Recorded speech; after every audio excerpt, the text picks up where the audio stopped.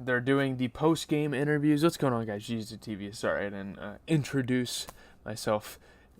Just in case I have a new audience. You never know around here, but I am pretty pressed about the Celtics game. I'm not super mad, to be honest, because I knew our team didn't have what it took to win a ring. I just kind of knew that. Obviously, we had a great 2022. We're still in it, though. I'm not gonna sit here and act like the Celtics season is over. We're still in it. We still have another game to fight, and see if we can take them down and possibly have another game after that, and see if we can move on to the conference championship. You guys should know how the playoffs work by now. It's 3-2. All four series remain afloat in this one. This has been quite an entertaining second round.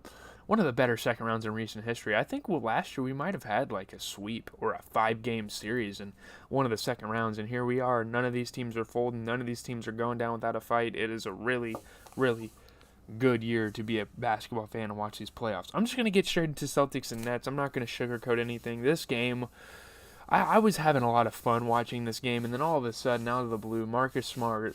We're gonna remember this day for days on end. And if you're a WWE fan, you can definitely call this the Marcus Smart screw job, but I'm gonna call this the Marcus Smart choke job. I would have said something weird, but I didn't feel like it. People like, Drew Holiday's the true defensive player of the year. Well, is it the regular season? No. Was Drew Holiday a better defender than Marcus Smart in the regular season? No. So I don't know what you guys are talking about. Maybe people don't know the real meaning of a regular season reward. If you guys want, I mean, go chant at the NBA's office. We want playoff rewards. We want playoff awards. Drew Holiday, though, I mean, I got to give him credit. I got to give him his flowers. He played the hell of a game tonight. Drew Holiday stopped the Celtics' last two plays. Marcus Smart. He stopped Marcus Smart, not the Celtics. He stopped Marcus Smart on the last two plays. ESPN just didn't want to get personal. Bucks take a 3-2 lead. Giannis Antetokounmpo was having his best shooting night of the playoffs. Milwaukee dominated on the boards. We couldn't grab a rebound. I'm saying we because I'm in it with them. Couldn't grab boards to save our lives, and that cost us the game. Giannis missed the second free throw. We could have grabbed it, had free throws, and we could have won the game. I'm not all the way blaming this on Marcus Smart because, to be fair, I don't know, though. Him and JB were the ones that got tied up. They fought over a rebound, and we lost it.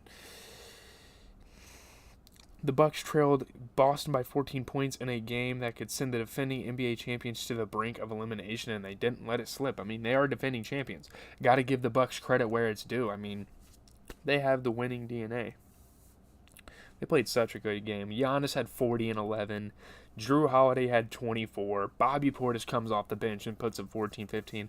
Without freaking Middleton, and possibly he might return for the conference championship, that would be quite the treat for Milwaukee. And without Chris Middleton, Bobby Portis might have taken over as their next big three. Moving on to the Celtics, I still think the Celtics played solid. You know, Jason Tatum, although he shot fucking terrible this game, he put up 34 points.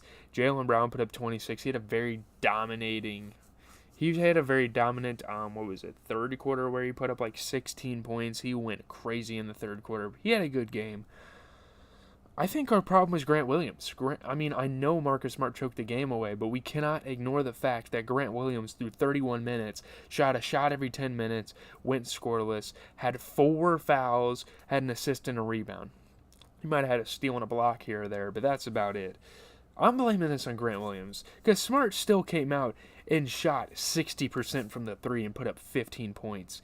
I'm not discrediting Marcus Smart at all. I think it's mostly the fact that Grant Williams is starting. We had a 8-man rotation when we could have. I guess those other guys. We have an 8-man rotation. I don't know if that's ever going to work in the. Well, the Bucks did as well. Never mind. Warriors Grizzlies, the game that just concluded. My goodness, Ja Morant was so hype on the sideline. I loved this. Jackson Jr. showing off his range. Jaren Jackson Jr. has been shooting really good all series. Memphis said, "We are not done yet. We will see you on Friday for Game 6, Golden State." I'm so hyped. I'm off work tomorrow, too, so I can watch more playoff games. Warriors played shitty as hell. This is some of the worst Warriors basketball I've seen. Not a single good performance. And, I know Draymond Green is not a guy that should be scoring the ball, but the man put up 5 points. At some point, it's going to become a problem for Golden State. I don't know. Moving on to the Grizzlies, I don't even want to talk about the Warriors. They just played terrible. I'm not a Warriors fan. Honestly, if the Grizzlies won this series, came back down 3-1, that would be a meme. That would be hilarious. But looking at the Grizzlies, we had 3 guys put up 21. We had Jaren Jackson, Tyus Jones, Desmond Bain, each put up 21 in a big effort to knock down this Warriors team. If they keep this up, we might see a conference championship in their future. But yeah, that is going to do it. I didn't talk too much about the second game because it was a slump fest. It was a very boring game. Teams were getting shit on left and right. It just is what it is, I guess. That's how the NBA works sometimes. Last night we had 2 stinkers. Tonight we had another stinker and a very dramatic finish to my Celtics game, which I would prefer us to just close the game out, but we didn't know how to do that. So, fine by me, I guess. Holding me over till football a little bit. We're still in it. Past my birthday and we're still in it, I guess. That's cool. I'm out, though.